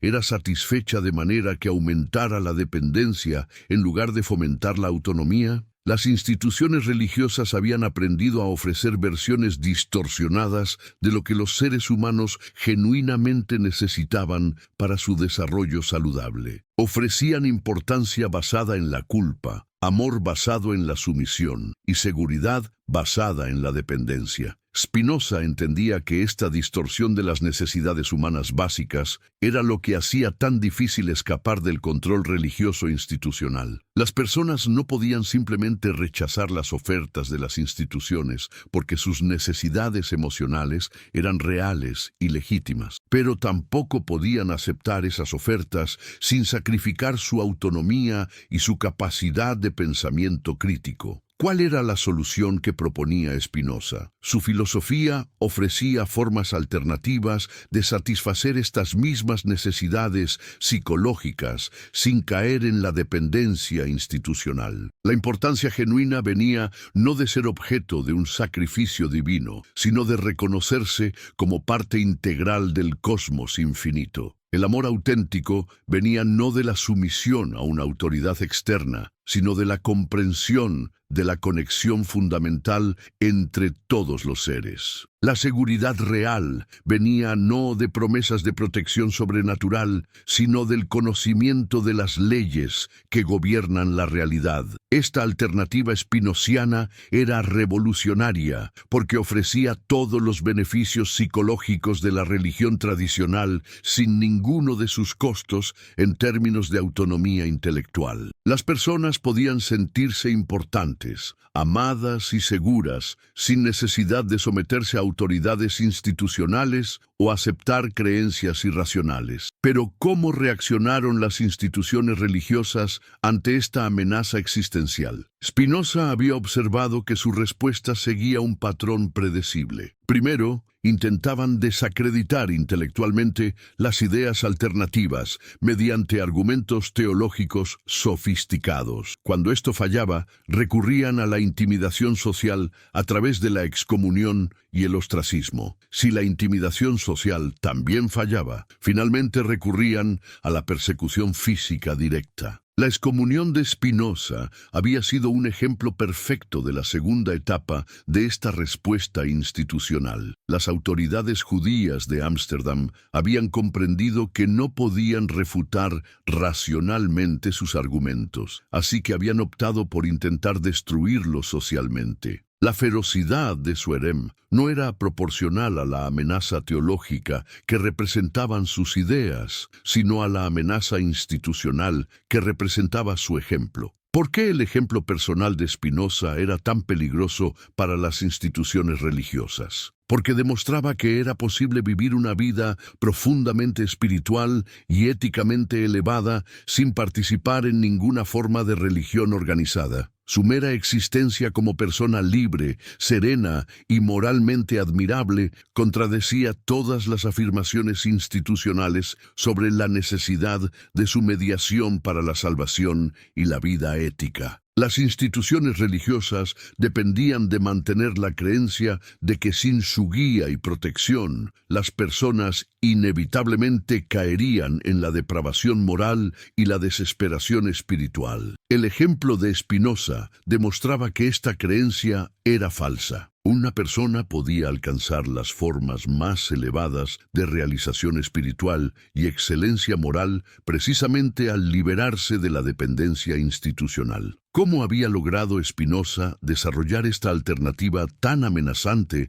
para el establishment religioso? Su genio había consistido en identificar la diferencia fundamental entre la religión como búsqueda auténtica de la verdad y la religión como sistema de control social. Había reconocido que muchas de las intuiciones originales de los grandes maestros espirituales eran profundamente válidas, pero que habían sido sistemáticamente distorsionadas por las instituciones que afirmaban preservarlas. Su estrategia había sido ir más allá de las interpretaciones institucionales para acceder directamente a las verdades espirituales que esas interpretaciones habían ocultado. En lugar de rechazar completamente la dimensión espiritual de la experiencia humana, había desarrollado formas más puras y directas de acceder a ella. ¿Cuáles eran estas formas más puras de espiritualidad? Spinoza había identificado que la experiencia espiritual auténtica emergía naturalmente del desarrollo correcto de las capacidades humanas más elevadas, la razón, la contemplación y el amor. Cuando estas capacidades se desarrollaban sin las distorsiones introducidas por el miedo, la culpa y la dependencia, generaban formas de satisfacción y realización que superaban ampliamente cualquier cosa que pudieran ofrecer las religiones institucionales. La razón correctamente desarrollada permitía comprender las leyes que gobiernan el universo y reconocer el lugar del ser humano dentro del orden cósmico. Esta comprensión generaba una forma de humildad que era completamente diferente de la humillación artificial producida por las doctrinas sobre la culpa inherente. Era una humildad basada en el reconocimiento realista de las propias limitaciones, pero también en el reconocimiento de la extraordinaria dignidad que viene de participar conscientemente en la inteligencia universal. ¿Cómo se desarrollaba la contemplación auténtica? Spinoza había descubierto que cuando la mente se liberaba de las obsesiones neuróticas producidas por el miedo religioso, desarrollaba naturalmente la capacidad de contemplar la belleza y la elegancia que se manifestaban en todos los procesos naturales. Esta contemplación no requería objetos especiales de veneración, porque reconocía que toda la realidad era igualmente sagrada y digna de admiración. El amor genuino emergía como resultado natural del desarrollo correcto de la razón y la contemplación. No era el amor neurótico y dependiente que fomentaban las instituciones religiosas, basado en la gratitud por favores supuestamente recibidos. Era un amor basado en el reconocimiento de la unidad fundamental que conecta a todos los seres y en la alegría que produce comprender esta conexión. ¿Te das cuenta de cómo esta espiritualidad spinociana invertía completamente los valores de la religiosidad tradicional? En lugar de basarse en la ignorancia, se basaba en el conocimiento. En lugar de generar dependencia, fomentaba la autonomía. En lugar de producir ansiedad, generaba serenidad. En lugar de dividir a las personas en creyentes y herejes, reconocía la dignidad fundamental de todos los seres racionales. Esta inversión de valores no era accidental. Spinoza había comprendido que las instituciones religiosas habían pervertido sistemáticamente todos los impulsos espirituales auténticos de la humanidad. Habían convertido la búsqueda del conocimiento en la celebración de la ignorancia. Habían transformado el desarrollo de la autonomía en el cultivo de la dependencia. Habían cambiado la búsqueda de la serenidad por la generación artificial de ansiedad. Pero ¿por qué las instituciones habían llevado a cabo esta perversión tan sistemática? Spinoza entendía que no era resultado de una conspiración consciente, sino de la lógica interna de cualquier institución que base su poder en la mediación entre los seres humanos y lo divino. Para mantener su autoridad, estas instituciones necesitaban asegurar que las personas no pudieran acceder directamente a la experiencia espiritual. Si las personas pudieran relacionarse directamente con lo sagrado a través del desarrollo de sus propias capacidades racionales y contemplativas, no necesitarían los servicios de intermediarios profesionales. Por eso, las instituciones tenían que desalentar sistemáticamente el desarrollo de estas capacidades y crear formas alternativas de satisfacción espiritual que requirieran mediación externa. La cruz funcionaba perfectamente en esta estrategia institucional porque dirigía toda la atención espiritual hacia un evento histórico supuestamente único que solo podía ser comprendido y accedido a través de la interpretación autorizada. En lugar de alentar a las personas a desarrollar sus propias capacidades espirituales, las dirigía hacia la contemplación de un sacrificio externo que supuestamente ya había resuelto todos sus problemas espirituales. ¿Puedes ver la genialidad perversa de este mecanismo? La cruz mantenía a las personas en un estado de pasividad espiritual permanente. No necesitaban desarrollar la capacidad de comprender las leyes del universo porque alguien más ya había pagado el precio de su ignorancia. No necesitaban cultivar la virtud, porque alguien más ya había sido virtuoso en su lugar. No necesitaban asumir responsabilidad por su desarrollo espiritual, porque alguien más ya había asumido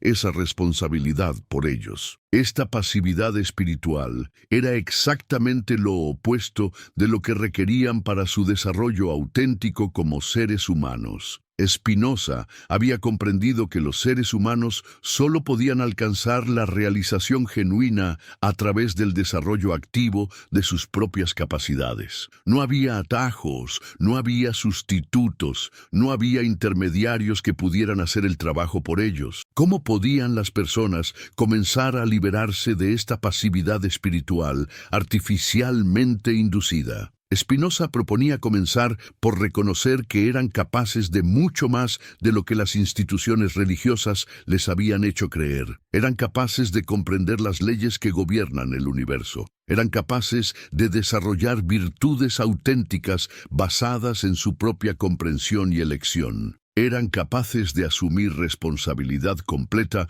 por su propio desarrollo espiritual. Este reconocimiento inicial requería coraje porque implicaba abandonar la comodidad aparente de la dependencia institucional. Era más fácil creer que alguien más ya había resuelto todos los problemas espirituales que enfrentar la responsabilidad de resolverlos por uno mismo. Pero Spinoza había demostrado que esta comodidad aparente era en realidad una forma de prisión que impedía cualquier desarrollo auténtico. ¿Cuáles eran los primeros pasos prácticos en este proceso de liberación? Spinoza sugería comenzar por desarrollar la capacidad de distinguir entre las emociones que favorecían el crecimiento personal y las que lo obstaculizaban. Las emociones basadas en el miedo, la culpa y la dependencia tendían a ser destructivas, mientras que las basadas en la curiosidad, la alegría y la autonomía tendían a ser constructivas. Esta distinción emocional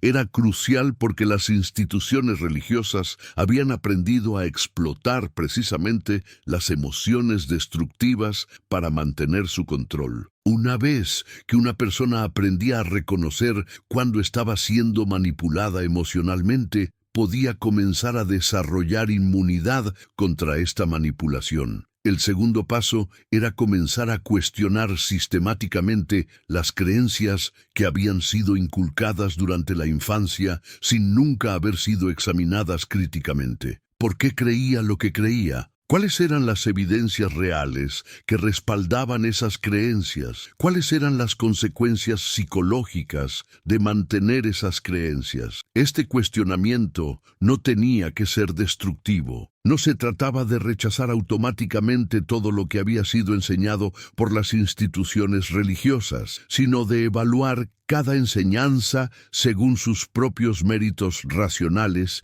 y sus efectos en el desarrollo personal. ¿Qué descubrían generalmente las personas cuando emprendían este proceso de evaluación crítica? Que muchas de las enseñanzas religiosas que habían aceptado sin cuestionar no tenían fundamento racional sólido y que, además, tendían a producir efectos psicológicos negativos. Pero también descubrían que algunas enseñanzas contenían insights genuinos sobre la naturaleza humana y la vida ética que podían ser preservados y desarrollados fuera del contexto institucional. Esta discriminación entre los elementos válidos e inválidos de las tradiciones religiosas requería el desarrollo de criterios de evaluación independientes. Spinoza proponía usar como criterios fundamentales la coherencia racional, la evidencia empírica y los efectos en el florecimiento humano auténtico. ¿Cómo funcionaban estos criterios en la práctica? Una creencia era racionalmente coherente si no contradecía los principios lógicos básicos ni entraba en conflicto con otras creencias bien establecidas. Tenía apoyo empírico si correspondía con observaciones confiables sobre el mundo natural y la experiencia humana. favorecía el florecimiento humano si tendía a aumentar las capacidades, la autonomía y la satisfacción genuina de las personas. Aplicando estos criterios a las creencias religiosas tradicionales, la mayoría de las personas descubrían que las doctrinas centrales del cristianismo institucional fallaban en los tres aspectos. No eran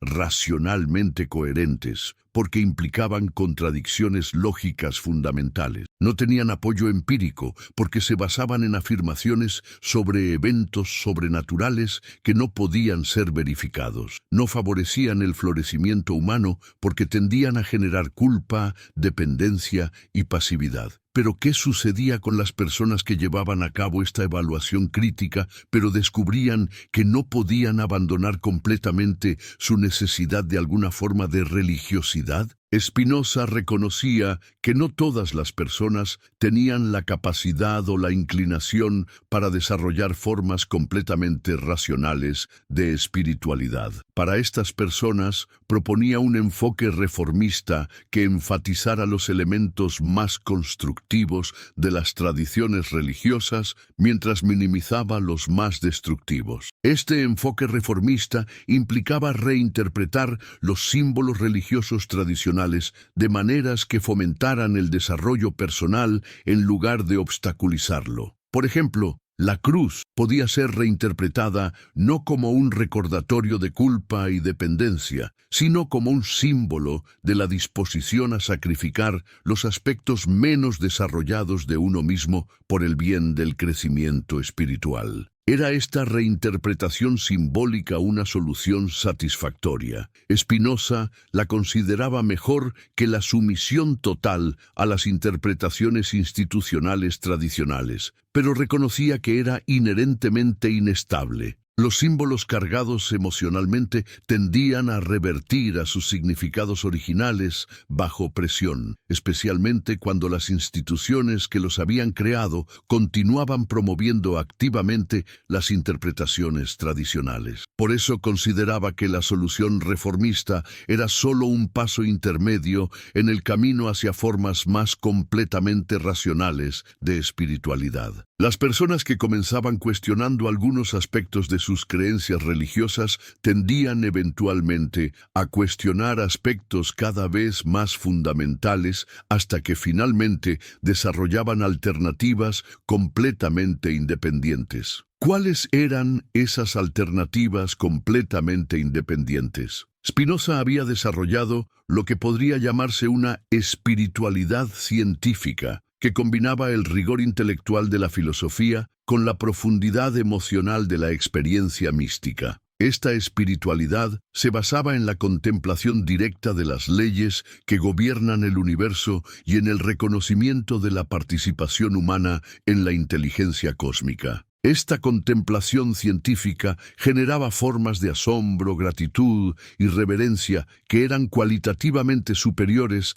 a las emociones artificialmente inducidas por los rituales religiosos tradicionales. Eran superiores porque se basaban en el conocimiento real de la estructura del universo en lugar de en fantasías sobre intervenciones sobrenaturales. ¿Cómo se practicaba concretamente esta espiritualidad científica? Spinoza sugería comenzar con la observación cuidadosa de los fenómenos naturales, desde los más simples hasta los más complejos. Esta observación no debía ser meramente intelectual, sino que debía incluir una dimensión emocional de apreciación por la elegancia y belleza de los procesos naturales. La observación de las leyes matemáticas que gobiernan el movimiento de los planetas podía generar la misma sensación de comunión con lo sagrado que tradicionalmente se buscaba en la oración. La contemplación de la complejidad organizada de los sistemas biológicos podía producir la misma reverencia que tradicionalmente se dirigía hacia las reliquias sagradas. El estudio de la estructura lógica del pensamiento humano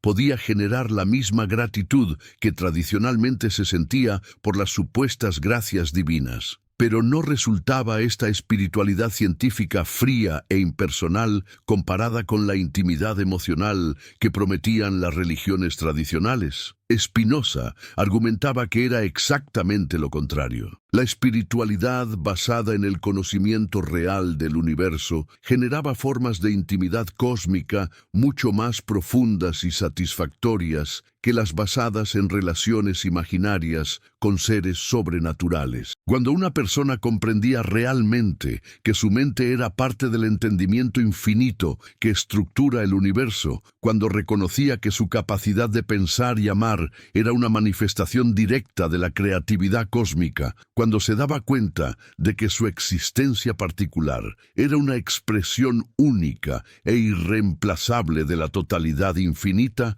experimentaba una forma de conexión que ninguna religión institucional podía ofrecer. Esta conexión era más íntima porque era más real. No dependía de creencias que pudieran ser cuestionadas o de experiencias que pudieran ser dudadas. Se basaba en la comprensión directa de hechos sobre la estructura del universo que eran accesibles a cualquier mente suficientemente desarrollada. ¿Cómo respondían las instituciones religiosas cuando las personas comenzaban a desarrollar estas formas alternativas de espiritualidad? Spinoza había observado que su respuesta típica era intensificar los mecanismos de control psicológico que habían desarrollado. Aumentaban la presión emocional sobre los creyentes vacilantes mediante campañas de culpa más intensas, amenazas de condenación más vívidas y promesas de recompensas más extravagantes. Esta intensificación de la manipulación psicológica a menudo funcionaba a corto plazo porque explotaba la tendencia humana natural a buscar la comodidad de las certezas aparentes en lugar de enfrentar la ansiedad que produce el cuestionamiento genuino. Pero también tendía a ser contraproducente a largo plazo porque hacía más obvios los mecanismos de manipulación que las instituciones preferían mantener ocultos. ¿Por qué esta mayor obviedad de la manipulación terminaba siendo contraproducente para las instituciones? Porque su poder dependía precisamente de que los creyentes no reconocieran que estaban siendo manipulados. Una vez que las personas comenzaban a ver conscientemente los hilos que movían sus emociones religiosas, se volvía mucho más difícil continuar controlándolas a través de esos mismos mecanismos. Spinoza había observado este patrón en su propia época y había predicho que se repetiría a lo largo de la historia. Cada intento de las instituciones religiosas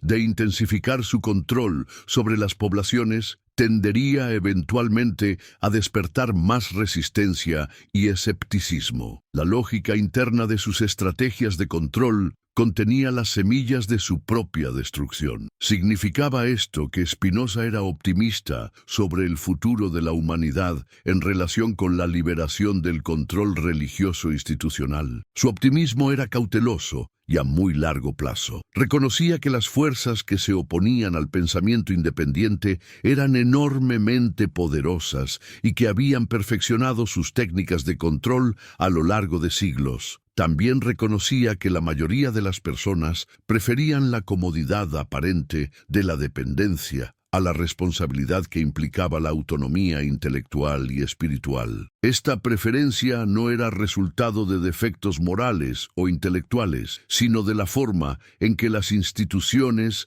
habían logrado estructurar las opciones disponibles para la mayoría de la gente. ¿Cómo habían logrado las instituciones estructurar las opciones de manera que favorecieran la dependencia?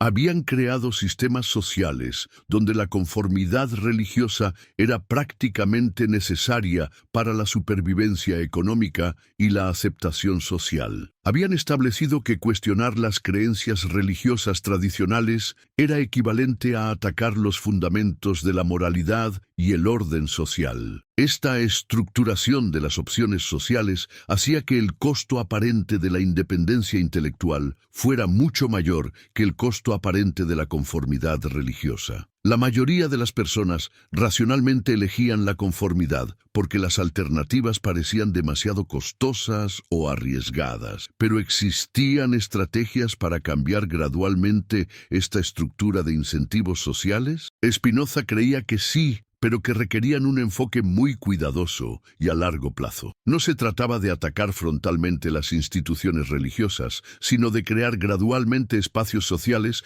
donde fuera posible desarrollar y expresar formas alternativas de espiritualidad. Estos espacios alternativos podían comenzar como círculos informales de discusión filosófica, comunidades de práctica científica o grupos dedicados al estudio de la naturaleza. Lo importante era que ofrecieran a las personas la oportunidad de experimentar formas de satisfacción intelectual y espiritual que no dependieran de la mediación institucional religiosa. ¿Cómo podían estos espacios alternativos competir con el atractivo emocional de las religiones institucionales? Spinoza entendía que no podían simplemente ofrecer argumentos racionales contra las creencias religiosas. También tenían que ofrecer experiencias emocionales y espirituales que fueran al menos tan satisfactorias como las que proporcionaban las religiones tradicionales. Esta era la razón por la cual había desarrollado su filosofía no solo como un sistema intelectual, sino como una práctica espiritual completa. Había mostrado que era posible experimentar formas profundas de alegría, asombro, gratitud y comunión a través del desarrollo de las capacidades racionales y contemplativas. Su propia vida había sido la demostración más convincente de que esta alternativa era viable. A pesar de haber sido excluido de su comunidad religiosa original y de haber enfrentado persecución constante por sus ideas, había mantenido una serenidad y una alegría que impresionaban a todos los que lo conocían. ¿Cómo había logrado Spinoza esta serenidad en medio de la adversidad? Su secreto había sido desarrollar formas de satisfacción que no dependían de factores externos sobre los cuales no tenía control. Su alegría no dependía de la aprobación social, su sentido de propósito no dependía del reconocimiento institucional, su conexión espiritual no dependía de rituales externos. Esta independencia emocional no era resultado de una actitud estoica de resignación, sino de una comprensión profunda de su lugar en el orden cósmico. Sabía que su mente era parte del entendimiento infinito, que su capacidad de amar era una manifestación de la creatividad universal, que su búsqueda de la verdad era una participación directa en el proceso mediante el cual el universo se comprende a sí mismo. ¿Podían otras personas desarrollar esta misma independencia emocional y espiritual? Spinoza creía que sí, pero reconocía que requería un desarrollo sostenido de las capacidades intelectuales y contemplativas. No era algo que pudiera alcanzarse de la noche a la mañana, ni algo que pudiera ser transmitido simplemente a través de la enseñanza verbal. Requería práctica, disciplina y, sobre todo, la voluntad de enfrentar las ansiedades que inevitablemente surgían cuando una persona comenzaba a cuestionar las creencias más fundamentales de su cultura. Pero para quienes estaban dispuestos a hacer este esfuerzo, las recompensas eran inmensas. En este punto de nuestra exploración, quiero invitarte nuevamente a compartir este conocimiento con alguien que sepas que está buscando alternativas a las formas tradicionales de religiosidad. No porque quiera convertir a nadie a una nueva doctrina, sino porque creo que estas ideas pueden ser liberadoras para personas que se sienten atrapadas en sistemas de creencias que ya no les sirven. Spinoza había demostrado que era posible mantener una vida profundamente espiritual y éticamente elevada sin participar en ninguna forma de religión organizada. Más aún, había mostrado que esta independencia espiritual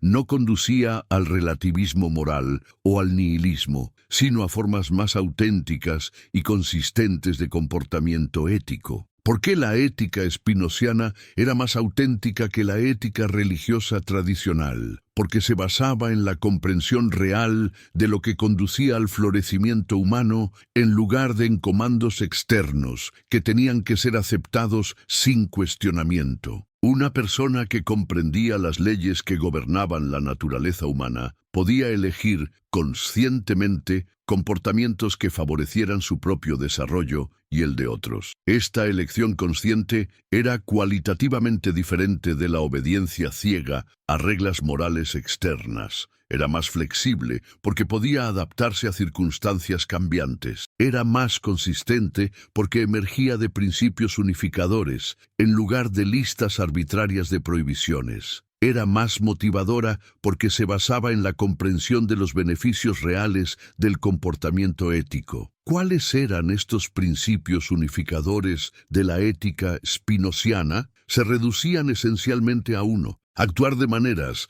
que aumentaran la capacidad propia y ajena para pensar claramente, amar auténticamente y crear constructivamente. Todo lo que favoreciera el desarrollo de estas capacidades era éticamente bueno. Todo lo que las obstaculizara era éticamente malo. Este principio unificador eliminaba la necesidad de memorizar listas complejas de reglas morales, porque proporcionaba un criterio claro para evaluar cualquier situación ética particular. También eliminaba los conflictos aparentes entre diferentes obligaciones morales, porque todas las obligaciones auténticas derivaban del mismo compromiso fundamental con el florecimiento humano. ¿Cómo se aplicaba este principio en situaciones concretas? Spinoza reconocía que requería el desarrollo del juicio práctico porque las mismas acciones podían tener efectos diferentes en circunstancias diferentes. Pero creía que las personas que habían desarrollado suficientemente su capacidad racional podían aprender a hacer estas discriminaciones éticas de manera confiable. Esta confianza en la capacidad humana para el juicio ético independiente era otro aspecto en el que la filosofía spinociana entraba en conflicto directo con las enseñanzas religiosas tradicionales. Las instituciones religiosas afirmaban que los seres humanos eran inherentemente incapaces de discernir el bien del mal sin guía divina. Spinoza argumentaba que esta incapacidad era artificial, resultado del condicionamiento institucional que había impedido el desarrollo natural del juicio moral. ¿Cuáles eran las implicaciones políticas de esta diferencia filosófica? Si los seres humanos eran naturalmente capaces de juicio ético independiente, entonces no necesitaban autoridades externas que les dijeran cómo vivir. Podían formar comunidades basadas en el consentimiento mutuo y la cooperación voluntaria en lugar de en la obediencia a jerarquías impuestas. Esta visión política era tan revolucionaria como la visión espiritual de Spinoza. Implicaba que las formas tradicionales de autoridad política y religiosa eran innecesarias e incluso contraproducentes. Las sociedades humanas podían organizarse de maneras más democráticas y participativas si las personas desarrollaban suficientemente sus capacidades para el pensamiento independiente y la cooperación voluntaria. Pero no era esta visión utópicamente optimista sobre la naturaleza humana. Spinoza reconocía que las personas, en las condiciones sociales existentes, a menudo no demostraban gran capacidad para el juicio independiente o la cooperación voluntaria, pero argumentaba que esto era resultado de sistemas sociales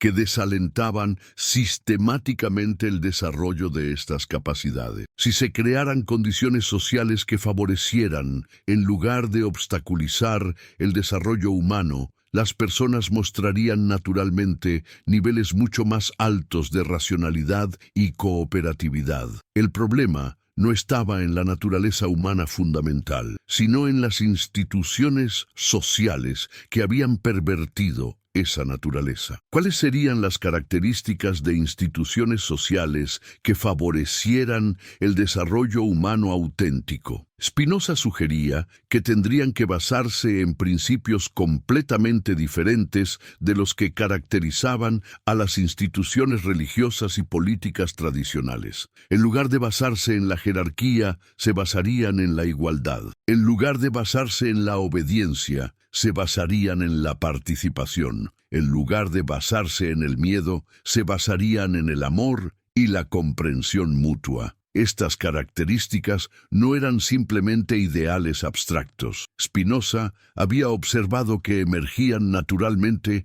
cuando las personas se liberaban de los condicionamientos artificiales que habían sido impuestos por las instituciones tradicionales. Los círculos intelectuales en los que él había participado demostraban que era posible crear espacios sociales donde prevalecieran estos principios. ¿Cómo podían expandirse estos espacios alternativos hasta eventualmente transformar las sociedades más amplias? Spinoza reconocía que este sería un proceso muy gradual y que enfrentaría resistencia masiva por parte de los intereses establecidos. Pero creía que la lógica interna del desarrollo humano favorecía eventualmente la expansión de formas más racionales y cooperativas de organización social. Esta confianza en la dirección a largo plazo del desarrollo humano no era optimismo ingenuo. Se basaba en su comprensión de las leyes fundamentales que gobiernan los procesos naturales, incluidos los procesos sociales humanos. Había observado que los sistemas basados en la coerción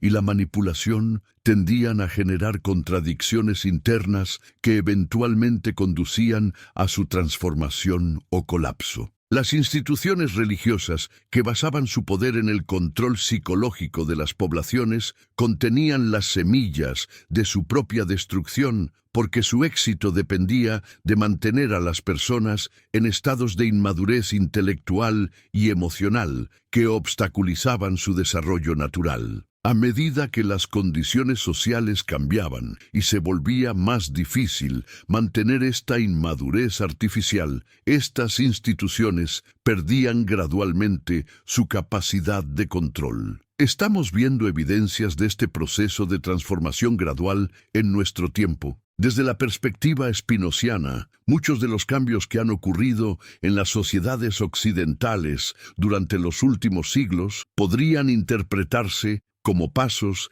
en la dirección que él había predicho. La expansión de la educación, el desarrollo de la ciencia, la democratización política, la secularización cultural. Todos estos procesos han tendido a reducir la dependencia de las poblaciones respecto a las formas tradicionales de autoridad religiosa. Sin embargo, Spinoza también habría reconocido que estos cambios han sido parciales e inconsistentes. Las formas básicas de manipulación psicológica que había identificado en las instituciones religiosas de su época han reaparecido en formas nuevas y a veces más sofisticadas en las instituciones políticas, económicas y mediáticas contemporáneas. ¿Cuál sería la respuesta spinoziana a estos nuevos desafíos? Probablemente habría argumentado que los principios fundamentales que había desarrollado para liberarse del control religioso institucional eran igualmente aplicables a las formas contemporáneas de manipulación psicológica. El desarrollo de la capacidad de pensamiento crítico independiente, la construcción de comunidades basadas en el respeto mutuo y la búsqueda común de la verdad, la práctica de formas de espiritualidad basadas en el conocimiento real del universo, todas estas estrategias seguían siendo relevantes. La cruz, como símbolo, continúa funcionando en nuestro tiempo como lo hacía en la época de Spinoza. Sigue recordando a millones de personas su supuesta culpabilidad inherente, su dependencia de la mediación institucional para la salvación y las consecuencias que pueden esperar si se atreven a cuestionar las autoridades que afirman representar la voluntad divina. Pero también sigue siendo posible la alternativa que Spinoza había demostrado. Sigue siendo posible desarrollar formas de espiritualidad que no dependan de símbolos externos, cargados de culpa y dependencia. Sigue siendo posible construir comunidades basadas en principios más maduros que la obediencia ciega a la autoridad. Sigue siendo posible vivir vidas profundamente satisfactorias